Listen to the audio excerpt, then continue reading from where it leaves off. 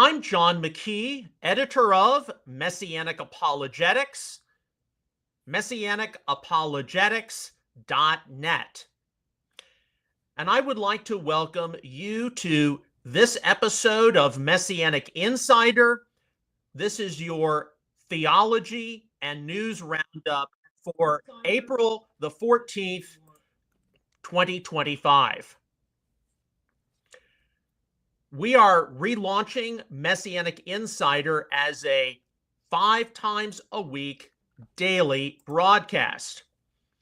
Before we went through our little pause, our internal ministry audit, we were doing Messianic Insider once a week with a theology and the news roundup, and the episodes were getting rather long at about 2 hours or so. Our episode today will be about 25 to 30 minutes. Okay, so before we get into the theology roundup, I would encourage everyone to go to the Messianic Apologetics website, messianicapologetics.net, and subscribe to the automatic email update. Here in the right-hand column, you see blog notifications. Be automatically notified by email when Messianic Apologetics is updated. This is different than our email list. When something gets posted or for our purposes right now gets reintroduced to the Messianic Apologetics website, you can be automatically notified. And this involves things which we will not necessarily be putting on our email list. So please do. I encourage you to subscribe to that. Likewise, for the season in which we find ourselves, the counting of the Omer between Passover and Shavuot. One of our most popular and well-received ministry publications is the Counting the Omer, a daily devotional toward Shavuot book by my stepfather, Mark Huey. And so you can go get it at outreachisraelbookstore.com, and of course through venues like Amazon, and it's also available as a ebook for Kindle.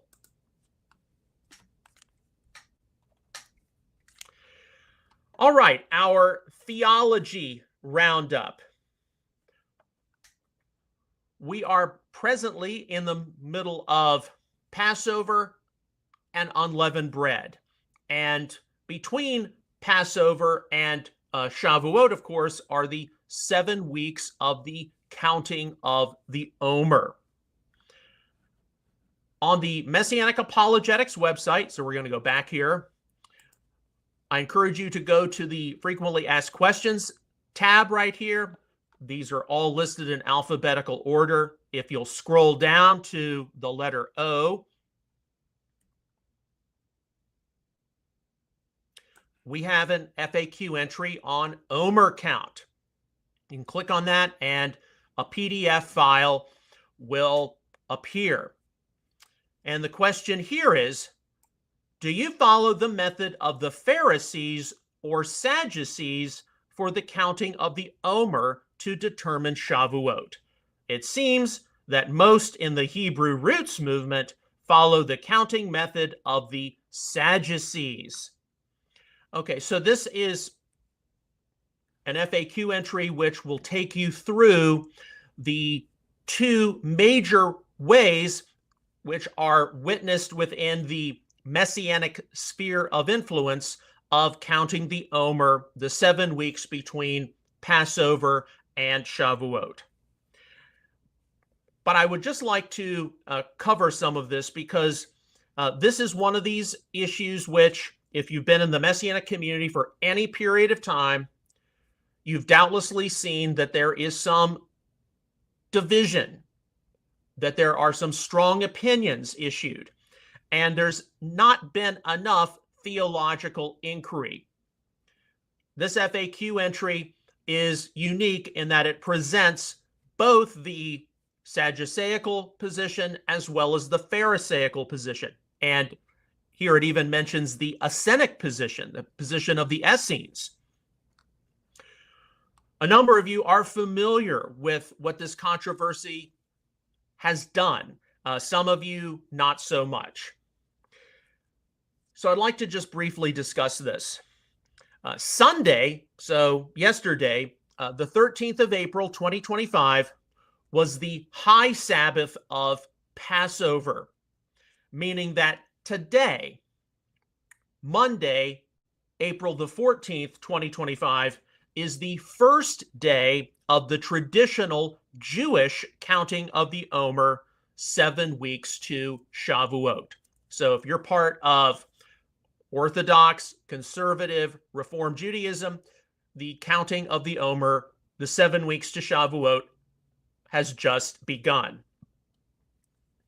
Now, if you look at Leviticus 23:11 in your Bibles, you will see that the period of the counting of the Omer begins the day after the Sabbath. And what the day after the Sabbath is has been a debate within Judaism going back a minimum of 2,200 or 2,200 years. So before the arrival of Yeshua of Nazareth. And it strongly divided the two major parties of the Sanhedrin, the Sadducees and the Pharisees. The Sadducees considered the day after the Sabbath to be the day after the weekly Sabbath during the festival of unleavened bread, meaning that the counting of the Omer to Shavuot would begin on a Sunday and it would end on a Sunday. The Pharisees, however, considered the day after the Sabbath to be the high Sabbath of Passover, meaning that Shavuot, 7 weeks later, would occur on the 6th of Sivan. And that is the same method of counting the Omer, which is widely followed within the mainstream Jewish community and the mainstream rabbinical calendar observed today. Now, Messianic Judaism tends to observe Shavuot along with the Jewish community. So a wide majority of Messianic Jewish congregations and synagogues following the mainstream rabbinical calendar are going to observe Shavuot on the 6th of Sivan. Although there is some variance. There are Messianic Jewish congregations which, while observing the rabbinical calendar for almost all of the dates of the appointed times, may observe a Sunday Shavuot, as opposed to a Shavuot on the 6th of Sivan. Now, in the independent Hebrew or Hebraic roots movement, which for the most part, in my experience, does not respect the mainstream Hillel II rabbinical calendar, it will observe Shavuot in conjunction with the Sadduceical opinion that the counting of the Omer begins on the weekly Sabbath of the Festival of Unleavened Bread, and it will always occur on a Sunday. And some of you all may have not been aware of this, but internally, our family and our ministry for over 20 years has not actually had agreement on this issue. We have some different opinions. I have been a supporter, because I believe that's where the evidence takes us, of the traditional Pharisaical determination of Shavuot, meaning that the counting of the Omer begins on the high Sabbath of the Festival of Unleavened Bread. However, because I am who I am and my faith does not rise or fall on this issue, I have chosen not to be divisive about it, and I have chosen to be forbearing and tolerant of other opinions. I haven't always seen that among others who get embroiled in the controversy of counting the Omer from Passover to Shavuot. There are people on both sides who are not forbearing, they're not tolerant. They serve a God who is much smaller than the God I serve. Now, as I have referenced already, there is an extensive frequently asked questions entry on the Omer count on our website. And it goes into, here are the arguments for the Sadduceical position. So the counting of the Omer begins on the weekly Sabbath during the festival of unleavened bread and goes from Sunday to Sunday. And here are some of the arguments in favor of the traditional Pharisaic reckoning of counting the Omer from the high Sabbath, after the high Sabbath of Passover, to the 6th of Sivan. And I know from over the years there are many strong opinions regarding the determination of the counting of the Omer. And so as you look through this entry, I'm going to have to ask you the very significant and important question. How much information have you been considering and factoring into your deliberations about counting the Omer? Are you only looking at Leviticus 23:11? Have you considered the Greek Septuagint of Leviticus 23:11? Why do you see the counting in Leviticus 23 regarding 7 complete Sabbaths, whereas in Deuteronomy 16, verse 9, it talks about Sheva Shavuot? One passage uses the term Shabbat, another passage uses the term Shavua. Does that matter? What about the theology of the Sadducees versus the theology of the Pharisees? There is no question that within the apostolic writings, the New Testament, the Sadducees were known for one major thing. They quantitatively denied the doctrine of the resurrection. The Pharisees absolutely affirmed the doctrine of the resurrection.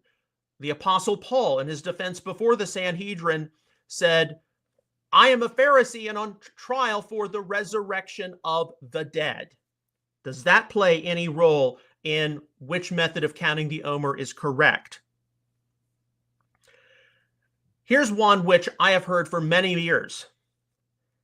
Did non-Messianic Jews establish the 6th of Sivan for the counting of the Omer to Shavuot to actually deny Yeshua's Sunday morning empty tomb? Or was the issue of the counting of the Omer and the division between the Pharisees and Sadducees something which went back several centuries earlier, as the Septuagint rendering, and I've got my Lexham English Septuagint right here. So the Septuagint rendering of Leviticus 23:11 says this: and he will offer up the sheaf in the presence of the Lord, acceptable on your behalf. On the next day after the first, the priest will offer it up. And it can pretty much be agreed that the first is speaking of the first day of the festival, the high Sabbath of the festival of unleavened bread.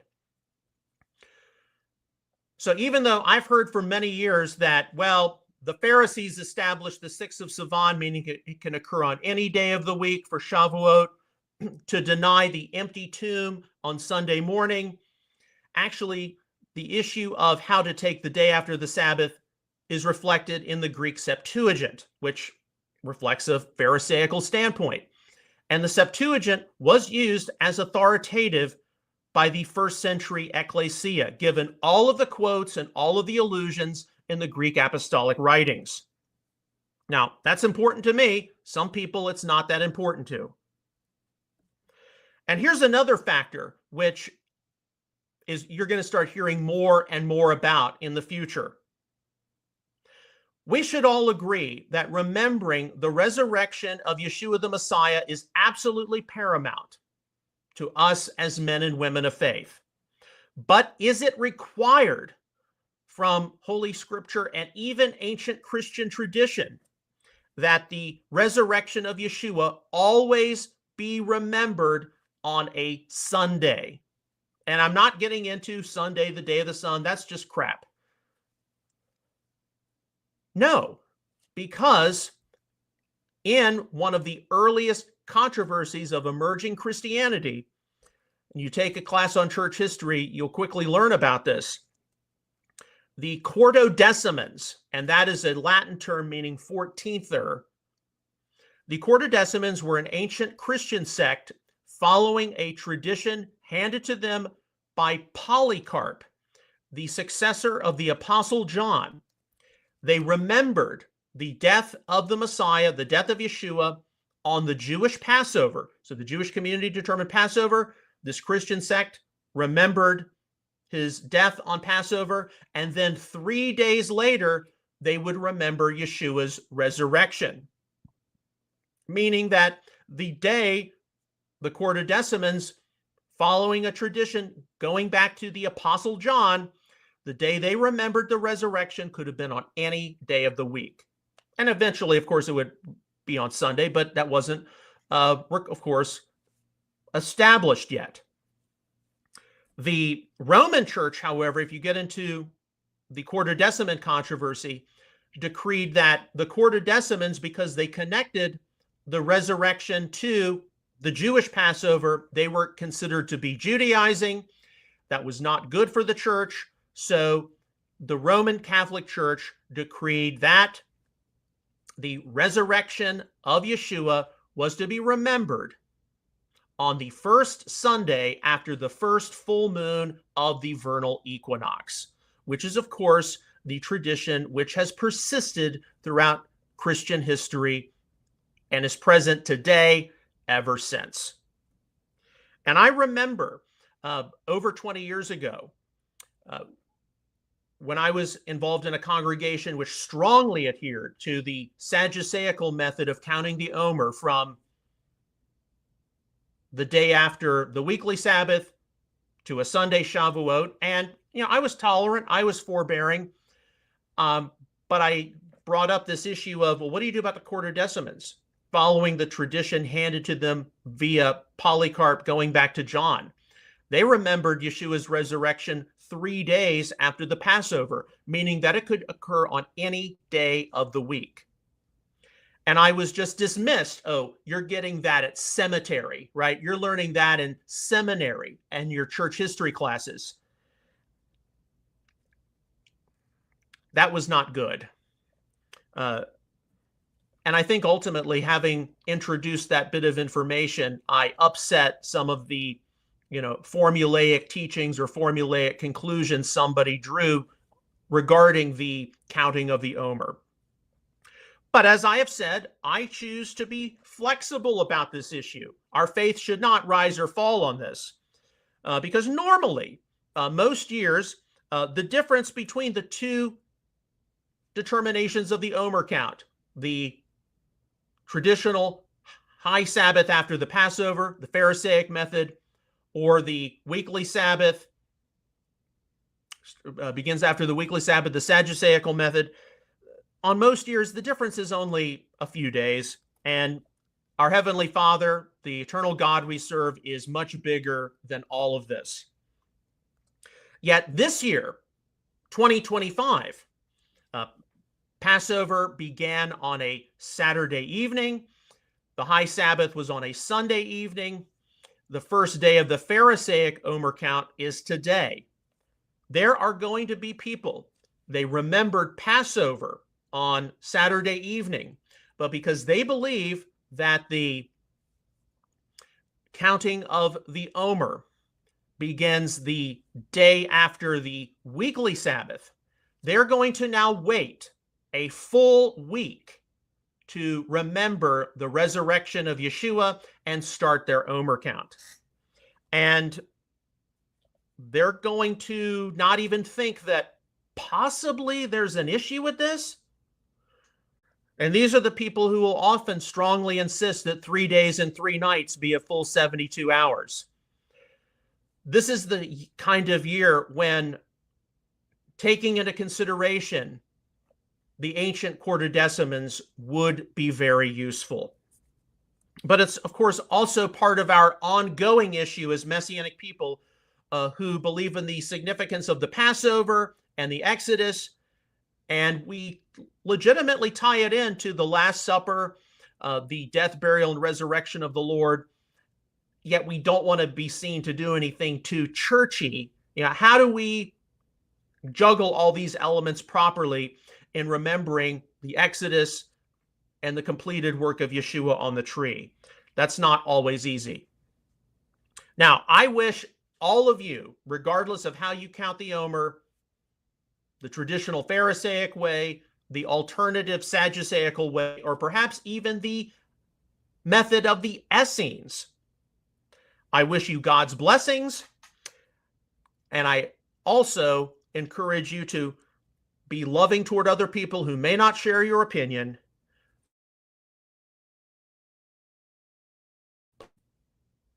Understand some of their reasoning, and please be more tolerant and forbearing, and be willing to, in our case here, read an FAQ entry on the Sadducees interpreted the day after the Sabbath to be the weekly Sabbath, which occurs during the week of the festival of unleavened bread.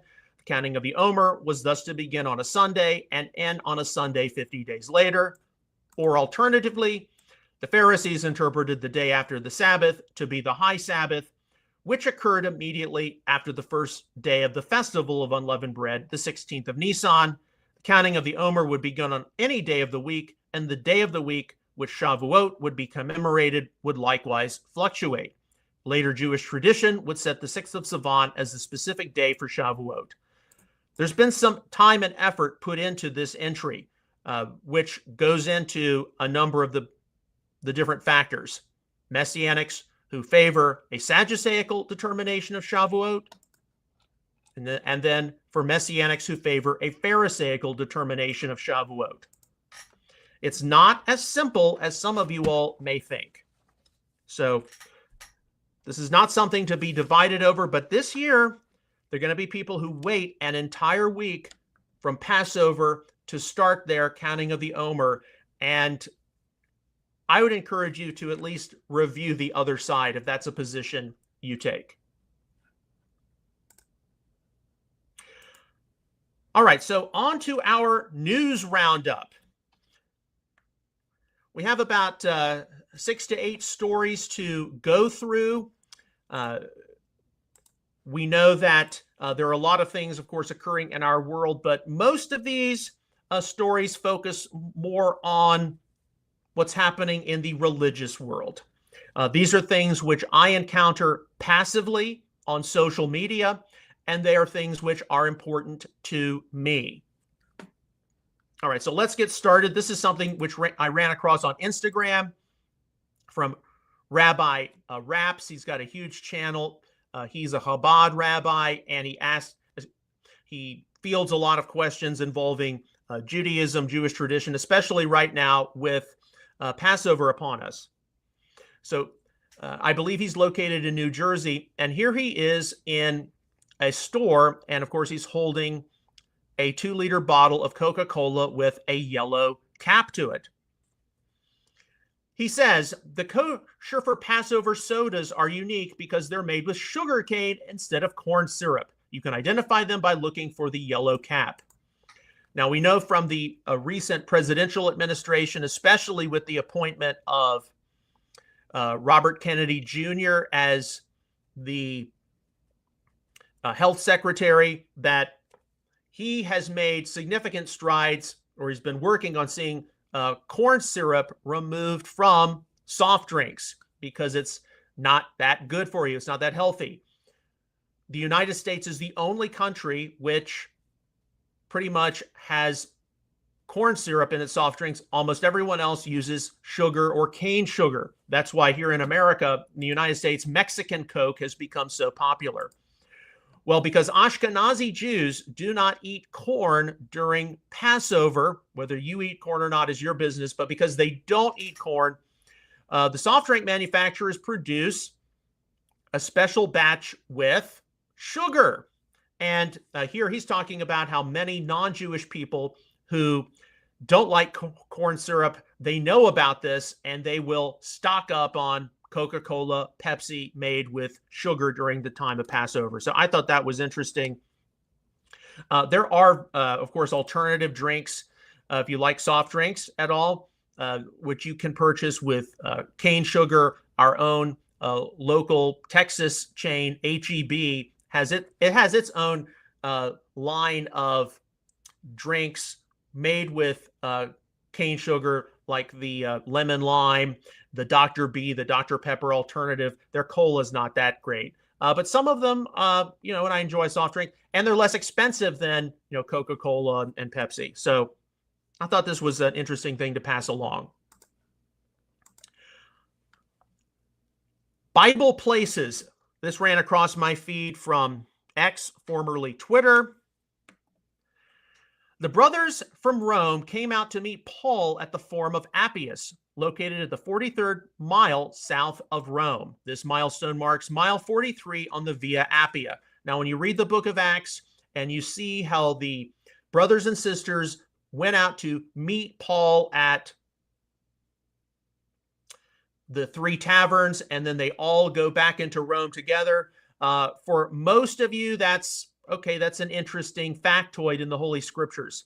But actually, in the debate and discussion about the return of the Messiah, the rapture debate, that's a very important statement, because the terminology in the Greek for meeting, apontesis, and how we will meet the Lord in the air, is the same terminology which appears at the end of the book of Acts. And so many people, particularly on the post-tribulational side, conclude that our meeting of the Lord in the clouds will then be attended by our return together with him to the earth, because of how the believers in Rome went out to meet Paul, and then they all returned to Rome together. So that's something which I think is very important for you all to keep in mind. All right, this is from also Twitter, a channel called War Correspondent Breaking. Trump just stunned the world. This is from a few days ago, April the 11th. You can watch this clip. And by the way, all of these things are going to be listed when this episode is archived on MessianicApologetics.net. So you can go through each of these posts and watch them for yourself. But here, basically, Donald Trump, the president, says that the United States has secret weapons unlike anything on earth. And of course, many of us are aware that whether it's the United States, whether it's Russia, China, the United Kingdom, France even, certainly the state of Israel, there are top secret weapons which are likely a decade or two ahead of the conventional weapons which are used in the military. So even though many people consider the United States to be a power in decline, I am not prepared to go there today. And I still think the U.S. has a few more strides yet. We haven't hit our second stream yet. But this is the kind of information we just file away to the side, and keep that in mind should tensions arise, especially with the new trade war, the tariff war, which is emerging. I don't think it's going to result in just outright military exchange. All right, here's another story I ran across over the weekend, also from the 11th of April. This is from Travis Snow. Some of you all are familiar with him. He's written a number of books, namely The Passover King, the 70 Weeks Jubilee, among others. I was acquainted with him about 10 years ago or so when he was still living in the DFW Metroplex. He was involved in my local congregation. I'm just going to summarize what he writes here, but he says, I've been involved in the Messianic Jewish movement and the Gentile church world for 20 years. Both need the other, but what often happens is the Messianic Jewish world neglects what the Gentile church has to offer, and the Gentile church neglects what the Messianic Jewish movement has to offer. and these other paragraphs, the church has all the richness of doctrine developed over 2,000 years, especially on topics like the incarnation, the atonement, the Trinity, the sacraments, and spiritual formation. The Messianic Jewish movement, on the other hand, has done a really good job on the Jewish roots of the New Testament, Messianic prophecy, the ongoing importance of the Old Testament, and the doctrine of Israel. And his conclusion is, so the more you develop a two-way street between the two, the better off both will be. But like I said, they each tend to want to exist independent of the other. Now, my experience has been, as someone who is involved in apologetics, the Messianic Jewish community has done a very good job about Jewish believers maintaining their Jewish identity, believing in Yeshua doesn't mean they stop being Jewish.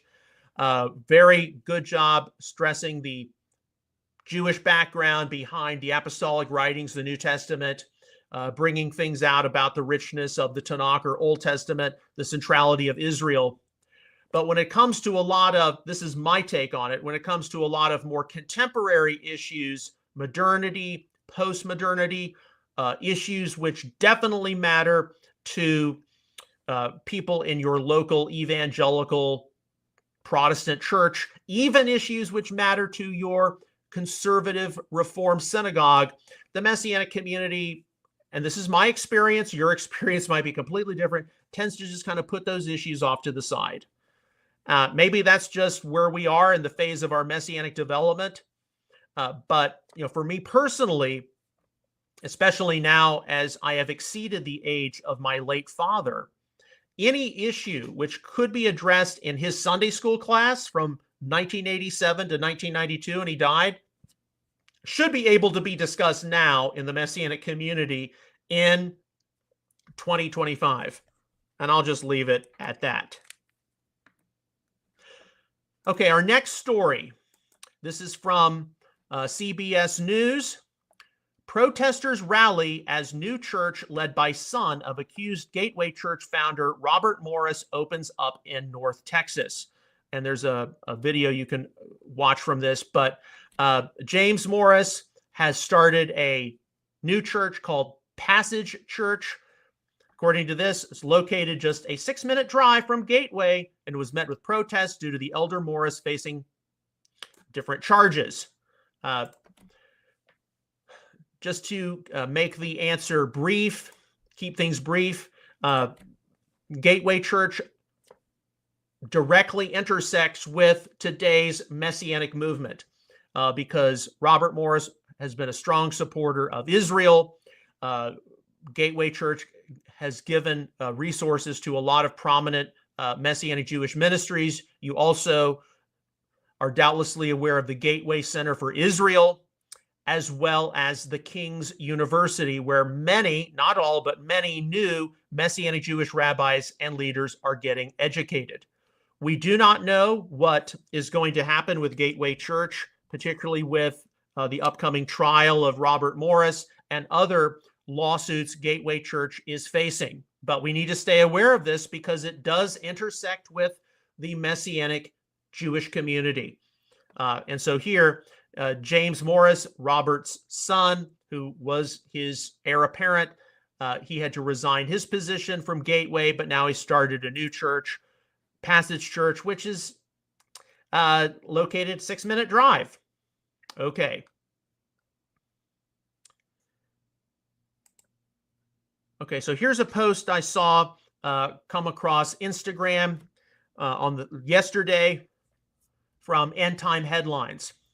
A primary school in Eastleigh, Hampshire, so that's in England, has sparked widespread controversy after canceling its traditional Easter bonnet parade and Easter service, citing a desire to create a more inclusive environment. Now, of course, the traditional Christian Easter is next year. Regardless of what you think about where the term Easter comes from or doesn't come from, or even eggs or bunnies, this is not a good thing. A school in England canceling its Easter commemoration, because this is not making a more inclusive environment for atheists, agnostics. This is intended to provide a more inclusive environment for Islamicists and jihadists. Okay, that is what is happening right now in Western Europe.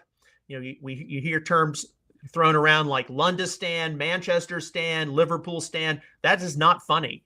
The British are losing their culture because they, via the premise of tolerance, and regardless of what somebody thinks or doesn't think about Easter, this is not an advance for the kingdom. Okay, a few more stories. I ran across this last night. This is from a Baptist pastor who is seemingly a dispensationalist. Some of you all are seeing these things float around social media, the different action figure deals. It's not just people in the religious world. It can be across the spectrum. Prophetically loaded, the dispensationalist. And here you see a guy with a tin hat, the rapture rocket, I love Israel, Schofield Reference Bible, Blood Moon, End Time Decoder Ring with a Star of David, focusing on Israel, Gog and Magog, presumably focusing on Russia and the Arab world, per a lot of dispensational views.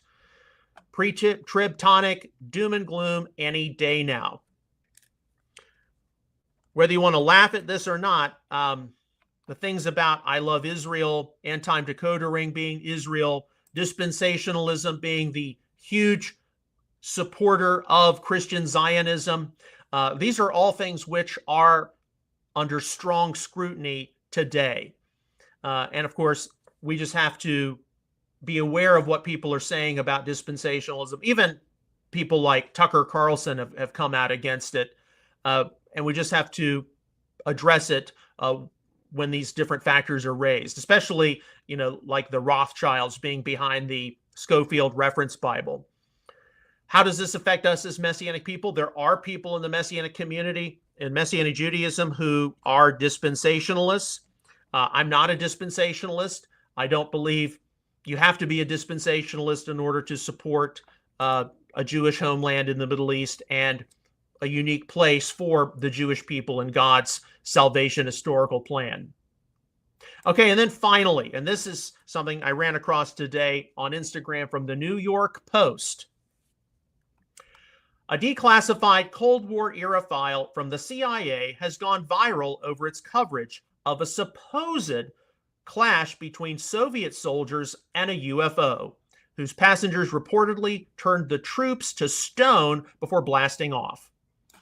So whether this is accurate or not, you're going to start hearing a lot more stories like this as things get declassified with the Trump administration. Of course, we know this is common knowledge. This is not hearsay. It's not conspiracy theory. JFK, RFK, MLK, other things that are going to be declassified. Soon enough, there's going to be more things declassified about presumed alien UFO encounters. And for a lot of people, this ties into the Genesis 6 Nephilim, fallen angels cohabitating with human females, producing a race of giants. Yeshua in his Olivet Discourse says that the last days will be like the days of Noah. Will the Nephilim return or show up? To me, it's a wild card.